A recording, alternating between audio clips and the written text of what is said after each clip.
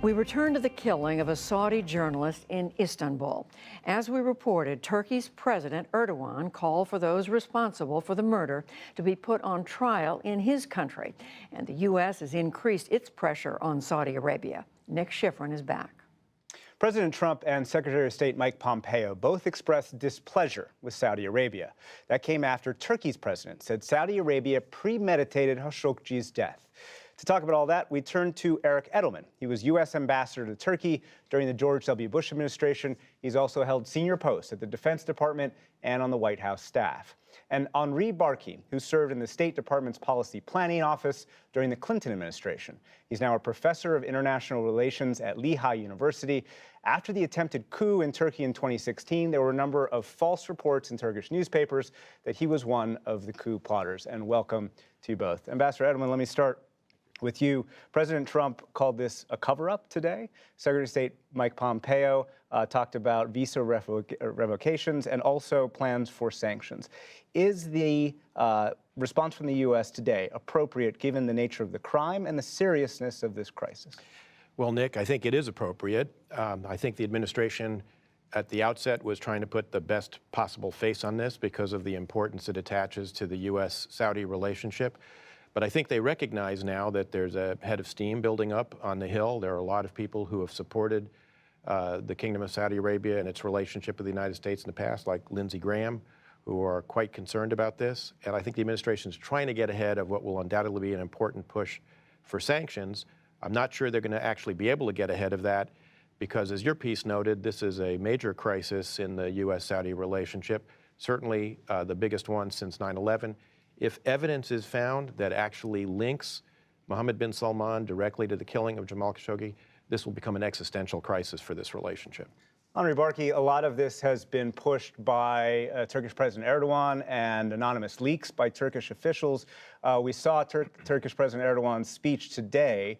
Is he motivated by Jamal Khashoggi's death, or is he also motivated by his presence and his place in the region? Well, he has two major aims here. There's always been a competition between Saudi Arabia and Turkey for leadership in the region. But what Mr. Erdogan really wants at this stage is to be able to use the pressure he can muster to essentially dislodge Mohammed bin Salman, MBS, from power, because he sees MBS essentially as being very, very anti-Turkish, and he sees MBS as a bloc against Turkish ambitions in the region. But beyond that, what he's also trying to do is to use the gift essentially the Saudis gave him to improve Turkey's very, very tarnished reputation internationally. I mean, after all, let's not forget that this is a country that is the largest jailer of journalists and NGO folks. Only recently they released the pastor Brunson after 2 years in jail on the really ridiculous charges. There are 3 American State Department employees in jail in Turkey. So Erdogan is trying to essentially change the conversation and put pressure on the Saudis, and by saying that he wants the perpetrators to be judged in Turkey. He's putting more pressure on the Saudis and keeping the conversation going. Eric Edelman, put more pressure on the Saudis is one thing. To dislodge, as we just heard Henri Barkey say, to dislodge MBS, is that really possible?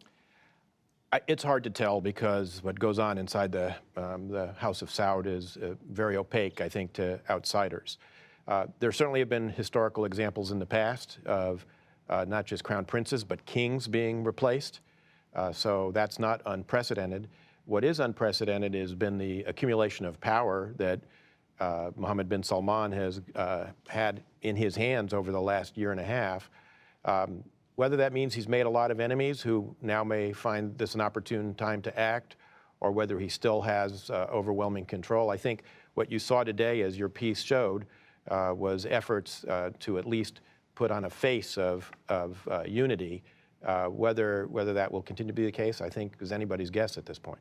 Henri Barkey, most of the information we have that it's at least public has come from Erdogan today, and also anonymous leaks in the Turkish media. How believable are some of these leaks, and what's motivating this constant pressure through the media that officials around Erdogan have been doing? Well, this is a very good question. I mean, there's been leaks now for 2 weeks almost, and those leaks included very, very sordid details, including torture.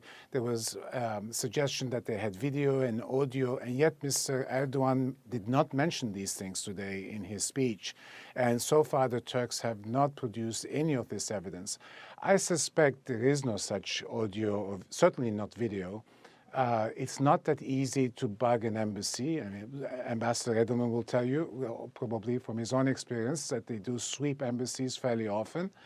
But the interesting thing about these leaks is that we saw the Western press essentially buy all these leaks as if they were the truth. I mean, nobody ever produced any evidence that that his fingers were cut, and yet every single newspaper repeated that, and you see it everywhere as it's a fact. But this has been very, very effective. It has made the Turks look as a serious source and allowed them to determine the agenda. It has been very effective, Eric Edelman, on putting pressure on Saudi Arabia and personally on putting pressure on Mohammed bin Salman. The White House's priorities for the region largely go through Saudi Arabia. Quickly, in the time we have left, how dependent is the U.S. on MBS himself versus a historic dependence and alliance on Saudi Arabia?